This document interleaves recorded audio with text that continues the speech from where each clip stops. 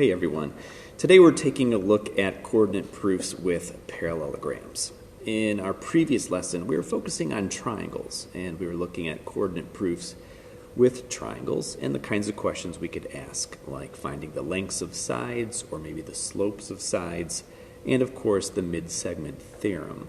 So now we have quadrilaterals, and in the next couple of days we'll be looking at rhombuses and rectangles and the other kinds. But today we're starting off with parallelograms.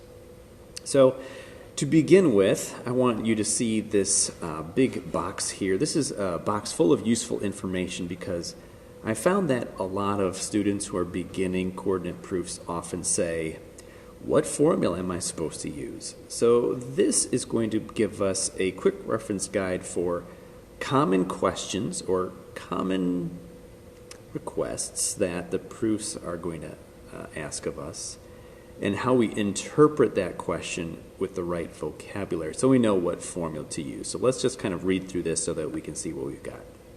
Some of our proofs will ask us to prove that the opposite sides are parallel. So if you think about a parallelogram, we know that the opposite sides are parallel. But how do you prove that? Well, we've learned that parallel lines, parallel sides must have equal slopes. In other words, we have to find their slopes. So we use the slope formula. So as a reminder, there it is, right? Little m for slope. It's y's over x's. Y sub 2 minus y sub 1 over x sub 2 minus x sub 1. That's for slopes. Now some of our proofs will ask us to work with adjacent sides. So not opposite sides, but now adjacent sides. These are sides that are touching each other. They might say, show that the adjacent sides are perpendicular. Now remember that perpendicular lines form right angles. So you might also see it worded this way. They might say, show that your object has 4 right angles. Now if you have right angles, that means your adjacent sides are perpendicular. So these are two ways of asking the same thing. We know that perpendicular sides, or perpendicular lines, must have slopes that are opposite reciprocals. Remember, opposite means they change in sign. One is positive, one is negative. And reciprocals means that it's the same values in the fraction, but the fraction is flipped upside down. So in other words, we're still analyzing the slopes. So once again, we're using the slope formula here as well.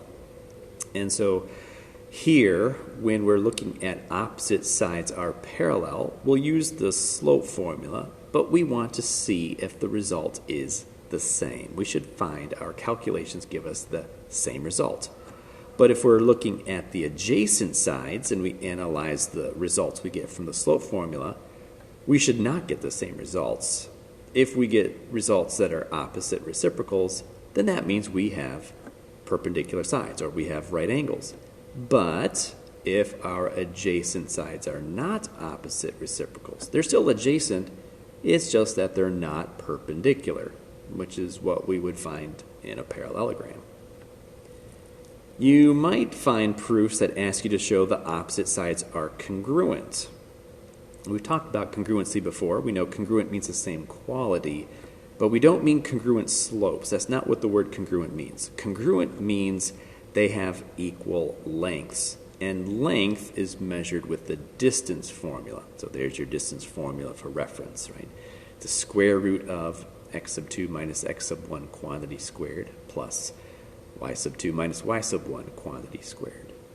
Distance gives you the length. So you then analyze the lengths that you calculated from the distance formula, and if they are equal, then you know your opposite sides are congruent. If your opposite sides are not equal, then that means the opposite sides are not congruent.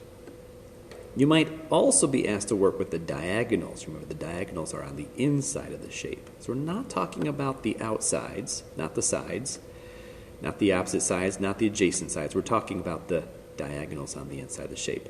If they bisect each other, that means each diagonal is the bisector of the other diagonal. And if there's a bisector, it creates a midpoint. And if there's a midpoint, you get 2 congruent segments on either side of that midpoint. So we want to know about that midpoint. If the diagonals bisect each other, that will occur at the same midpoint. So we're going to use the midpoint formula, and there it is. Add up your x's, divide by 2. Add up your y's, divide by 2. If you get the same midpoint, that means the two diagonals bisect each other. If you get different midpoints, then that means the diagonals don't bisect each other. So in each of these cases, we have to keep in mind the properties of the shape that we're working with. And in this case, like I said, we're talking about the parallelogram. Now, we were first introduced to the parallelogram back in the previous chapter, Unit 5. So I'm going to take you on a quick trip back. I'm going to bring in the notes from Unit 5, and this was on day 3 when we were exploring parallelograms. And when we were exploring them, we weren't actually proving the qualities, we were just observing. So we took measurements of the opposite sides and found that opposite sides have the same length. Now, we did not talk about if they're parallel or not, because we weren't measuring that. We were just measuring the lengths. So yeah, the opposite sides are congruent. But this was not a proof. This is just an observation. And if I had measured wrong, then that would have brought in some human error. And then we would have thought, oh, maybe the sides are not congruent. So we're going to be proving these qualities today. So I just wanted to remind you that on this page, we had summarized those properties in this box below. Both pairs of opposite sides are parallel. We're going to prove that today. Both pairs of opposite sides are congruent. We're also going to prove this today. Now, the both pairs of opposite angles are congruent. That's true, but we can't prove that with our coordinate proof, not with our current skill set. So we're not going to actually work with this one or this one because, again, we're not working with angles. But here's the one about the diagonals. Look at that. The diagonals bisect each other. That means they should have a common midpoint. And that's what we do see here in the diagram. Here are your diagonals. And you can see you have equal segments, congruent segments on either side of the two diagonals. But altogether, you have one diagonal that is much longer than the other. So the diagonals are different lengths, but they still bisect each other. So we're going to be looking at those qualities today in these coordinate proofs. So again, this is just a reminder of the definition of our parallelogram. It is a quadrilateral with both pairs of opposite sides parallel. In other words, we would use the slope formula if that's what we had to find. So just looking at this picture here in this parallelogram PQRS, you can see it's already marked with those arrow symbols. We can see the top and bottom are parallel. The left side and right side are parallel as well. So that matches the definition. Therefore, it is a parallelogram. So we're going to take this parallelogram with the WXYZ instead. We're going to put coordinate points on this, not with numbers, but with letters, because if we can prove it with letters, then that means it is always true for all parallelograms of any shape and size. And so here we are, we're putting it in standard position. We have put a vertex at the origin, so point W is at 0, 0. So we need to start assigning some letters. So let's call this bottom side length of A. What that means is point Z now is A units to the right. So this is located at A, 0. Because of the parallelograms, we need to know what this distance is right here. We have this triangular gap between the y-axis. And so this will give us a height, and this is a little bit of a distance we need to know to get us to point B. So let's say this side of that triangle is B. And let's say the height of this triangle is C. Therefore, point X is located at B units to the right and C units up. Now again, if the opposite sides of the parallelogram are congruent, so this is not a proof, but we're understanding that they should be the same size. If the bottom is the length of A, then the top is also a length of A.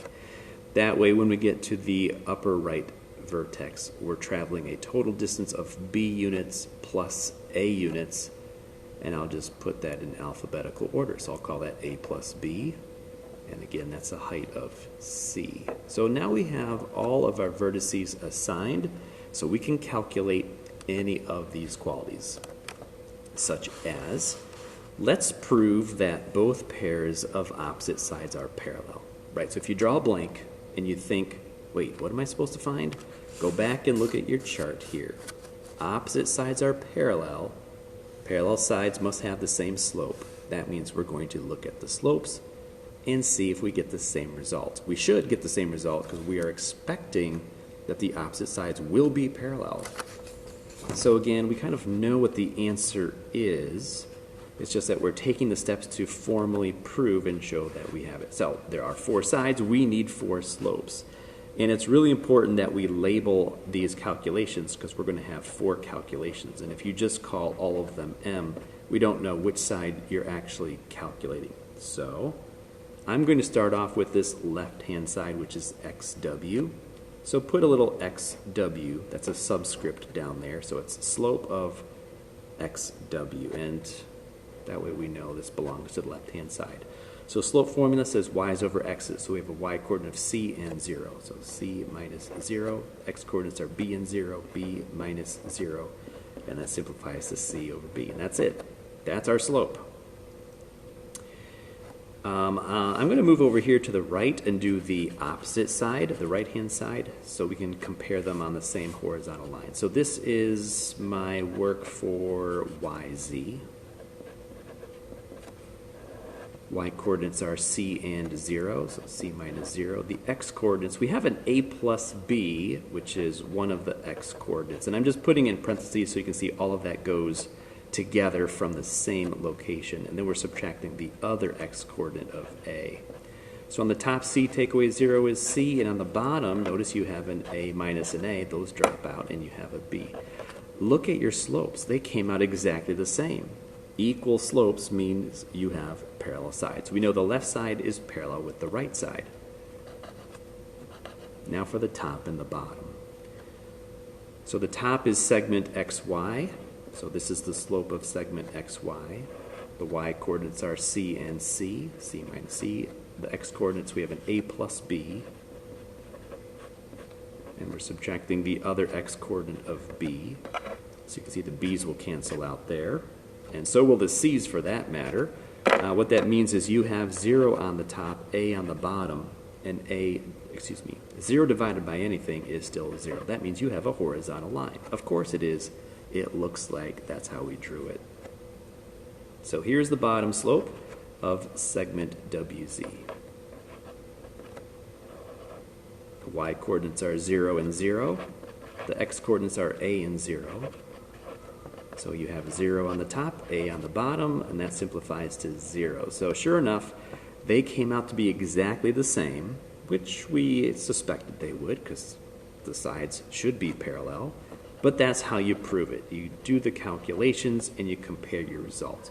So what that means is, let's say you accidentally made a mistake. All right, let's pretend that you're doing your calculation, and let's say you came out with, I don't know, an answer of 1. Well, that's obviously not the same as 0. So you might jump to the conclusion and say, oh, I guess it's not a parallelogram after all. It kind of depends on the proof. Here we know we're starting with the parallelogram because we set it up in that way. So we know our answers should give us these parallel qualities. But there will be other kinds of proofs where it'll be more open-ended, and we'll have to be more careful in our work and how we interpret the results.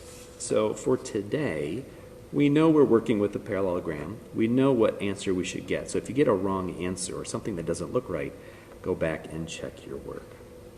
Now there's an added component to this, right? We already checked these slopes here to be the same and these slopes here to be the same, and that's how we know we have 2 sets of parallel sides. The left side is parallel with the right side because they are equal slopes, and the top and bottom are also equal slopes. But there's actually an extra step that you need to do, and you need to check these slopes. These are the sides that are adjacent to each other because you need to determine if these are right angles or not. We want to know if these are perpendicular. Remember, perpendicular slopes are slopes that are opposite reciprocals. One should be positive, one should be negative, and it should be the fraction upside down. And if you get that pattern, that means you have right angles. That means you have a rectangle. So you should just verify if you have a rectangle or not. And we don't, because these slopes are not opposite reciprocals. So you're looking at this grid, sort of these 2 rows and these 2 columns here, And so with each of the rows, you're looking to see if you have the same slope for parallel sides. And you're looking at each of the columns here to see if you have perpendicular sides or not. And we don't here, which is good because that means it's a parallelogram. So I'm asking the question, are these perpendicular? No, they are not. All right. If they were, it would be a rectangle. So that's how you interpret the slopes. We're not quite done because then we have to write a conclusion. And the conclusion restates what we had to find, and we look to interpret the results we got. So we say WXYZ is a parallelogram because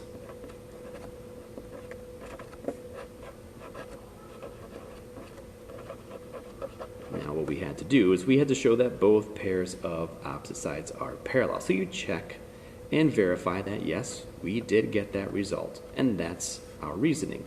WXYZ is a parallelogram because both pairs of opposite sides are parallel.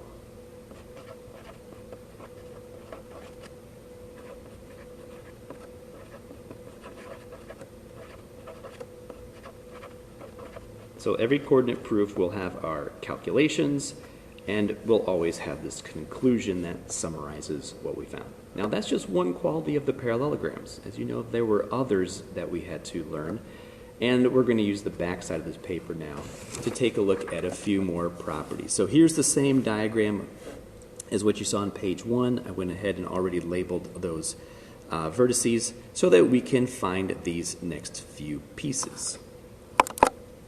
The first piece we're looking at says, prove that both pairs of opposite sides are congruent. Again, notice it says both pairs. So you can't just pick one pair, you have to do both pairs. That means the top and bottom pair, left and right pair, that's all four sides. And congruent is not talking about slopes. Again, you can check that box on the previous side. Congruent means equal lengths. That means we need our distance formula here. So that means 4 distance formulas. And as a result, again, label each line of work. So I'm starting off with the left-hand side. This is side WX. So WX equals,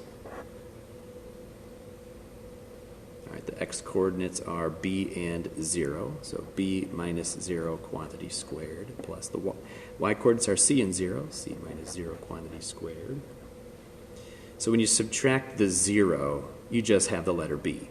Same here. You subtract the 0, you just have the letter c. So that leaves you with b squared plus c squared. All right. I'm going to take a look at the right-hand side, which is length yz. X coordinates. We have an x coordinate, which is an a plus a b, and then we have an a. So here's the first x coordinate, which is the a plus a b, and then we're subtracting the other x coordinate, which is the a. So you have these nested parentheses here to communicate all of this is that first part of the formula. This a plus b is your x coordinate, and you're subtracting the other x coordinate. And then you add to that. Now the y coordinates are c and 0, so c minus 0. All right, so you can see here in this first section, you have an a minus a, so the a's are going to drop out. So you have a b that must be squared. And then c take away 0 leaves you with the letter c. C squared is c squared. Look at that. You got the exact same result. All right. We don't have to know what the value of b is or the value of c is because they're variables. But we now know these opposite sides are congruent because we got the exact same result. So we can put tick marks on those sides. Now for the top and the bottom. So this is the top side, this is segment XY. So the x coordinates here, we have an a plus a b, and we have a b. All right, so again, my nested parentheses, here's my a plus a b, and I'm subtracting the b quantity squared. My y coordinates are c and c. So c minus c quantity squared. So here we have a b minus a b. The b's will drop out. Here the c minus c. The c's drop out. All we have left is this a, which must be squared. And The square root and the power of 2 cancel out, leaving you just with the letter A. And of course we knew that because that's how we set up the parallelogram in the first place. We called the top and bottom A. But this is the proof that we have to go through to actually prove it. Here's the bottom side of WZ. All right, x coordinates are A and 0, A minus 0 quantity squared, and the y coordinates are 0 and 0. So of course the zeros will cancel out. A minus 0 is just the letter A with the power of 2 on it. The square and the square root cancel out. And we get the result of A. So once again, we have the same result, so we can put tick marks on that as well. We always finish with a conclusion, and we will say WXYZ is a parallelogram because, and we restate the thing we had to find there, because both pairs of opposite sides are congruent.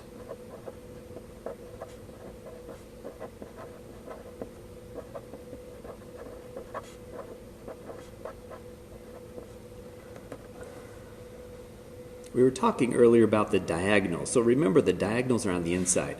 So don't fall into the trap in thinking the slanted side is a diagonal. No, it's still the side. The sides are on the outside. The diagonals are on the inside. So now we're going to draw that inside. So this is the diagonal that goes from point W to point Y. That looks like the longer of the two diagonals. And then you have X to Z. That's the shorter of the two. And the question is, do we have a midpoint on each of the diagonals? Will we have congruent parts on either side? We will if we have a midpoint. So that's very similar to what I had started off our lesson today with by showing you this picture from an earlier set of notes. If we have diagonals that bisect each other, they should each have an overlapping midpoint, meaning the midpoint on the shorter diagonal and the midpoint on the longer diagonal should be one and the same. And that's what we're trying to show right here. The diagonals bisect each other. So let's do that. And you might say, how do we do that? Well, if the diagonals bisect each other, it occurs at the midpoint. So we want the midpoint formula. Now again, because we're talking about the diagonals, we're not talking about the slanted sides. We're not using those coordinates. We're going to use the coordinates on either endpoint of the diagonal itself. So I'm starting off with this diagonal from point W to point Y. So this is capital M for midpoint, and I'm labeling it WY to say it's the midpoint of that segment WY.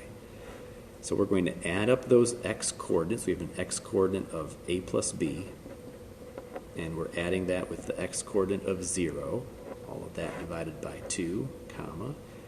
The y coordinates are C and 0, so C plus 0 divided by 2. And not much happens here. When you add 0, it just looks like the A plus B. So there's your A plus B over 2. And for your y coordinates, you have a C plus 0. So again, you have the letter C, and that's over 2. So it doesn't simplify any further than that. Here's the other diagonal from X to Z. So capital M for midpoint. Here's X to Z. Oops, X to Z. And I need to add up my x coordinates. So we have a B and an A. So B and an A divided by 2. My y coordinates are C and 0. So C plus 0 divided by 2. And again, nothing much really happens. Here I wrote it backwards, B plus A. And you can see we have an A plus B. So notice that the order here does not matter, because when you add up two values, it doesn't matter what's in front or what's in back. These are exactly the same. And C plus 0 is just C over 2. So look at that. You have the exact same midpoint. So here's our conclusion.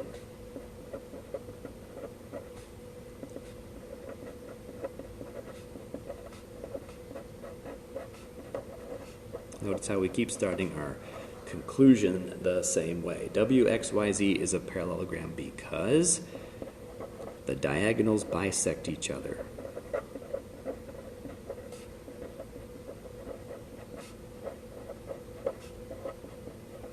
Just to add a little bit of clarity to this, we understand that they bisect each other by having the same midpoint, but that can be a leap for some to recognize that the word bisect means that it creates the midpoint. So if you want to add a little extra detail and say the diagonals bisect each other at the same midpoint, that's okay. That works too. Now, this last question is a little bit different because it doesn't say prove, it just says find. It says find the lengths of the diagonals, and what do you notice? So again, looking at our previous picture from last chapter, we noticed that we had a longer diagonal and a shorter diagonal. That in itself is not a property, because properties are what the shape has, meaning they're like positive things. They have opposite sides that are parallel. They have opposite sides that are congruent. They have diagonals that do this thing.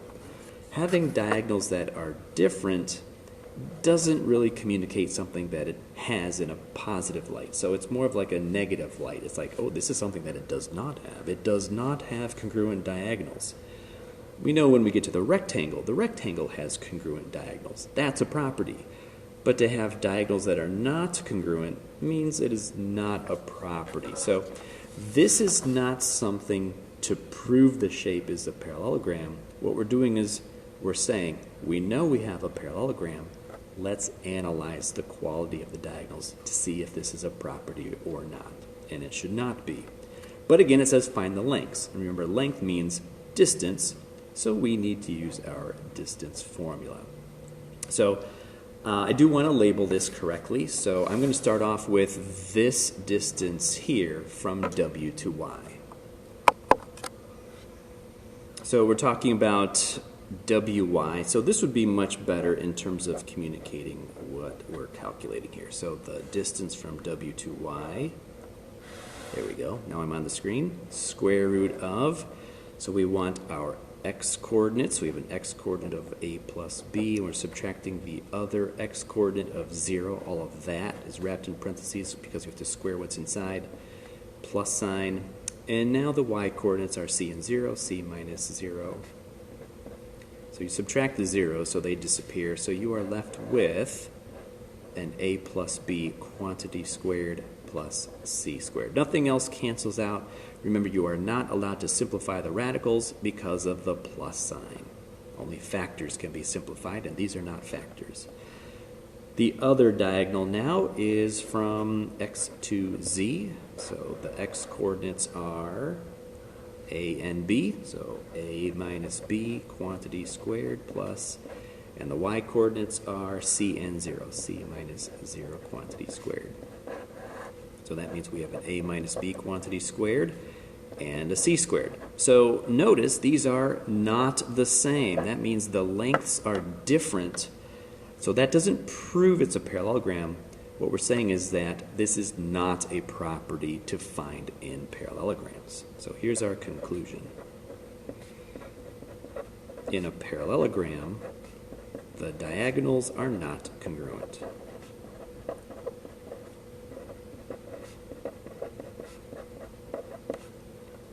All right, so to finish up, this is a summary of much of what we saw from the other chapter notes that I've been bringing on occasionally. You could be asked to show that you have a parallelogram by showing both pairs of opposite sides are parallel. All right. This, remember, is the definition of a parallelogram, and we saw this in example 1 part B today. You could be asked to show that both pairs of opposite sides are congruent. We saw this in example 1 part C. Now we do know that both pairs of opposite angles are congruent, but we can't represent angles just with the coordinates at a vertex. So actually we will never be asked to do this, although it is a property of a parallelogram. You could be asked to show, now this is a little bit different, one pair of opposite sides are both parallel and congruent. Now we did not have an example like this, but you would use your slope formula for the parallel part and the distance formula for the congruent part, and you're only using one pair of opposite sides instead of two pairs of opposite sides. And look at the picture, you can see the top and the bottom are marked with the tick marks and the arrows, but the left and the right sides are not. Lastly, you could be asked to show that the diagonals bisect each other. And we saw that in example 1, part D. So those are your references in case you need to come back and look at the examples while you're doing the practice problems on the homework.